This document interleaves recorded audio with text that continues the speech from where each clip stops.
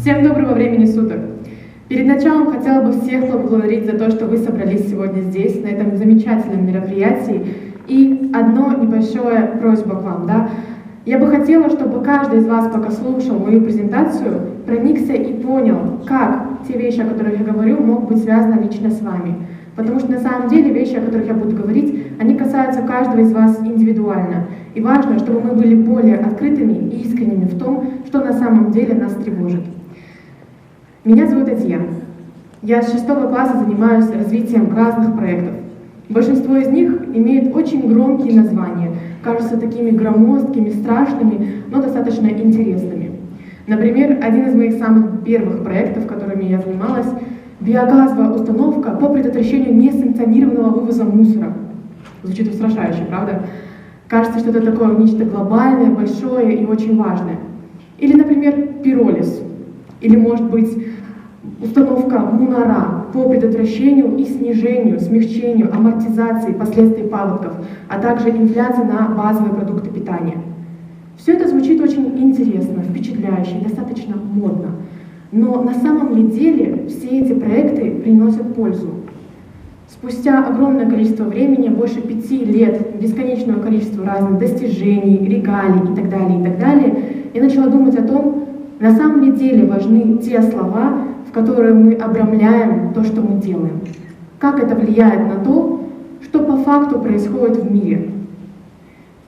Меня очень сильно расстроило, когда я поняла, что все проекты, которыми я занималась, не имели по факту влияния на реальный мир. Они оставались теоретической оболочкой, да, завоевывая бесконечное количество регалий, но на самом ли деле было это кому-то важно? Почему нужно было тратить время именно на развитие этих инициатив? И сейчас я хочу, чтобы каждый из вас задумался, во что именно вы инвестируете свое время. Если бы 5 лет назад мне сказали, что мой самый успешный проект будет связан с аутизмом, я бы никогда в это не поверила. Потому что есть вещи, которые кажутся нам очень незначимыми, такими локальными, персональная личная боль. О них очень страшно делиться. Это те вещи, которые вы не скажете своим друзьям, знакомым, родственникам, а вы об этом не поделитесь на застолье или в гостях. Но, скорее всего, именно эта вещь имеет большой потенциал поменять жизни многих людей. В попытке бежать за глобальными проблемами, большими масштабами, большими результатами, люди часто упускают из-под носа очень важные детали, которые на самом деле могут иметь большой импакт. Вы знаете, что даже если у вас получится гнаться за какой-то огромной глобальной целью, наверняка вы столкнетесь с проблемами, будь то финансирование, бюрократия, либо же что-то еще. Чего-то даже очень маленького иногда достаточно, чтобы сломать дух человека. Но это нормально.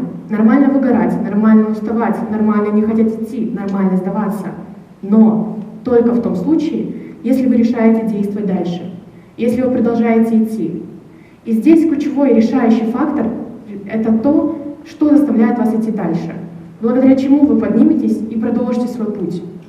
Это ваша миссия. Почему я привожу здесь пример с проектами? Потому что очень важно, чтобы у человека была миссия. Ведь именно за такими большими глобальными проблемами часто не стоит персональной боли. Часто это что-то такое очень далекое от нас. Это то, что мы делаем, чтобы оказаться себе хорошими, чтобы получать поощрение от окружающего мира. Но на самом деле это не то, что тревожит нас в глубине сердца. У моей сестренки очень поздно был диагностирован аутизм. Я об этом мало кому рассказывала. Я с этим не делилась. Потому что в нашем обществе не принято говорить о каких-то проблемах, с которыми сталкивается семья. И часто люди, сталкиваясь с какой-то такой проблемой, остаются один на один внутри своей семьи, не рассказывая об этом ни родственникам, ни кому-либо еще. И кажется, будто бы это такая персональная личная проблема, которая не касается никого другого.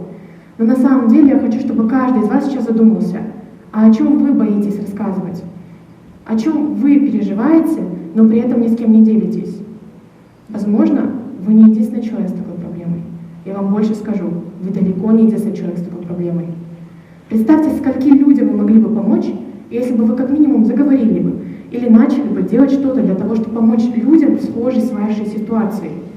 Это на самом деле очень важно, потому что именно развивая инициативы, которые трогают нас до глубины души, мы пройдем через любые препятствия для того, чтобы осуществить нашу цель, достигнуть нашей миссии. Это является корневыми ценностями, которые мы должны в себе воспитывать. Конечно, хорошо приносить пользу, да, на каком-то локальном, иногда случайном уровне, единоразовые, например, пожертвования, может быть, помощь. Но представьте, насколько больше может быть ваш импакт, если вы будете систематизировать каждое свое действие, если вы будете делать целенаправленные движения в сторону того, чтобы приносить пользу определенному обществу людей. Человеческий век, он очень короткий, вы это прекрасно и без меня знаете. И давайте задумаемся о том, а куда мы тратим свое время. Очень популярная и модная фраза, что наше время — самый ценный человеческий ресурс. Но правильно ли мы эту фразу понимаем? На самом ли деле мы живем согласно ей? Подумайте, сколько часов, минут, даже секунд вы тратите ежедневно на вещи, которые вам не нравятся. Возможно, соцсети, Инстаграм, ТикТоки, Ютуб. Каждое ваше вложение времени и внимания — это чьи-то деньги, это чьи-то ресурсы. Просто в каждый раз, когда вы опять же что-то делаете, подумайте о том, а кому это выгодно? Кому важно, чтобы вы делали то, что вы делаете прямо сейчас? Потому что именно осмысление этого факта может на фундаментальном уровне повлиять на вашу жизнь и жизнь вашего сообщества. Именно с маленьких шагов мы можем достигать чего-то великого. Но здесь я хочу, чтобы вы опять же не наткнулись на один очень распространенный парадокс, называется парадокс куч и песчинок. Представьте себе песчинки. В какой момент, добавляя песчинки, вы поймете, что они становятся кучей? Казалось бы, такой примитивный вопрос, но исследователи и ученые многое количество лет потратили на то, чтобы его исследовать через когнитивные искажения. И пришли к выводу, что нет ни количественных, ни качественных характеристик, когда мы можем понять, когда песчинка становится кучей.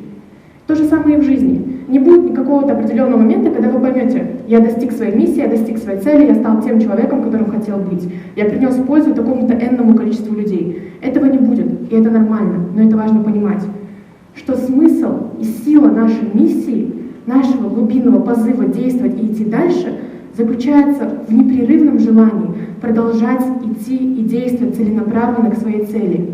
Это самое важное. Потому что в один момент, обернувшись, вы сможете сказать, то, что вы делали столько времени, станет намного больше вас. Вклад, который вы носили систематически для того, чтобы помочь определенным людям, которые столкнулись с такой же болью, как ваша, может оказаться намного ценнее, чем попытки спасти весь мир или преследовать какие-то глобальные цели.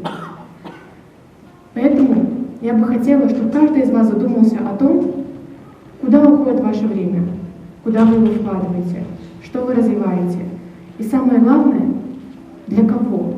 Кому будет важно то, что вы делаете сегодня? Спасибо всем большое.